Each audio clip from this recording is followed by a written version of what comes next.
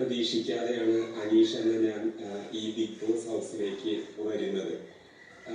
ഈ big boss ഹൗസിലേക്ക് വരുമ്പോൾ ഒരു തരത്തിലുള്ള എക്സ്പെക്റ്റേഷനോ ഒരു തരത്തിലുള്ള എക്സ്പെക്റ്റേഷൻ എന്നതിനേക്കാൾ ഉപരി ഓവർ എക്സ്പെക്റ്റേഷനോ, ഞാൻ എങ്ങനെ ഇവിടെ നിൽക്കുമെന്നോ എങ്ങനെ ഓരോ ദിവസങ്ങൾ പിന്നിടുമെന്നോ അങ്ങനെ യാതൊരു തരത്തിലുള്ള ഐഡിയകളോ ഒന്നും തന്നെ എനിക്ക് ഉണ്ടായിരുന്നില്ല.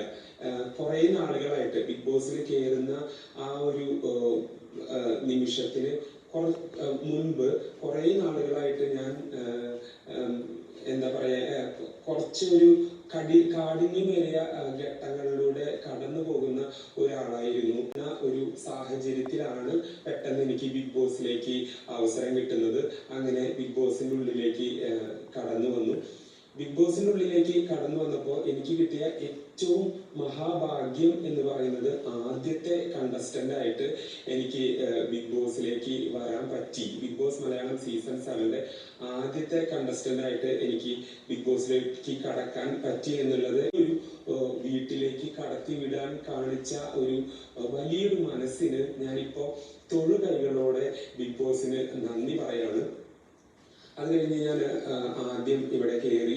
എനിക്ക് ശേഷം ഒരുപാട് ആളുകൾ ഈ വീട്ടിലേക്ക് കടന്നു വന്നു. ഒരു ചിലപ്പോഴൊക്കെ അത് പരിധി വിട്ടു പോകുന്നതായിട്ടും എനിക്ക് തോന്നിയിട്ടുണ്ട്. പല ആളുകളോടും പലപ്പോഴും വഴക്കിടേണ്ടി വന്നിട്ടുണ്ട് ആദ്യത്തെ ആഴ്ചകളിൽ. അപ്പോഴൊക്കെ ഞാൻ എന്താ പറയാ, വല്ലാത്തൊരു ഇമോഷണൽ അൺബാലൻസിലൂടെ ആയിരുന്നു ആ സമയത്ത് പലപ്പോഴും കടന്നു പോയിക്കൊണ്ടിരുന്നത്. കാരണം ഞാൻ കയറുന്നതിന് മുൻപ്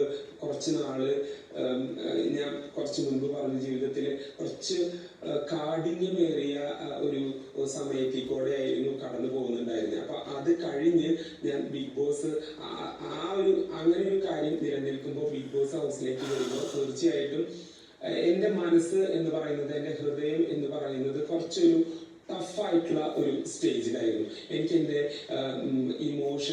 എല്ലാ ഇമോഷൻസും ചില ഇമോഷൻസ് മാത്രമാണ് പുറത്ത് കാണിക്കാനായിട്ട് പറ്റുന്നുണ്ടായിരുന്നത്. കുറച്ചധികം ദേഷ്യമുള്ള അവസ്ഥയായിരുന്നു എനിക്ക് ഉണ്ടായിരുന്നത്. ആ സമയങ്ങളിൽ എന്നിലെ ഒരു നല്ല മനുഷ്യനൊന്നും ഒരിക്കലും പുറത്ത് കാണിക്കാനായിട്ട് ആ സമയത്ത് എല്ലാ മനുഷ്യരുടെ ഉള്ളിലും നല്ല മനുഷ്യരുണ്ടാവും, ചീത്ത മനുഷ്യരുണ്ടാവും എന്ന് വിശ്വസിക്കുന്ന ഒരാളാണ്. അപ്പൊ ആ കാലങ്ങളിൽ എന്നിലെ നല്ല വ്യക്തി, നല്ല മനുഷ്യനെ പുറത്തേക്ക് കൊണ്ടുവരാനുള്ള